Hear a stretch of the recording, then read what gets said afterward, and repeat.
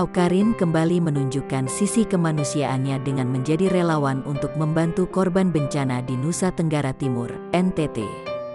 Beberapa waktu lalu, Awkarin ditemani 3 orang temannya diketahui telah bertolak ke daerah terdampak bencana di NTT. Selebgram berusia 23 tahun itu juga sempat mengunggah beberapa potret kegiatannya selama menjadi relawan di akun Instagram miliknya @awkarin. Dalam postingan di akun Instagram miliknya, Awkarin terlihat turut membantu membuat menu berbuka puasa hingga menyalurkan bantuan kepada para korban bencana.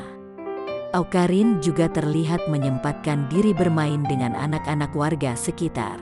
Melalui salah satu postingannya tersebut, Awkarin bahkan mengingatkan netizen mengenai arti berbagi.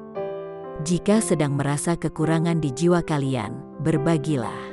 Kekurangan itu akan terisi dengan kebahagiaan yang kalian ciptakan dengan berbagi, tulis Awkarin di keterangan salah satu postingan Instagramnya.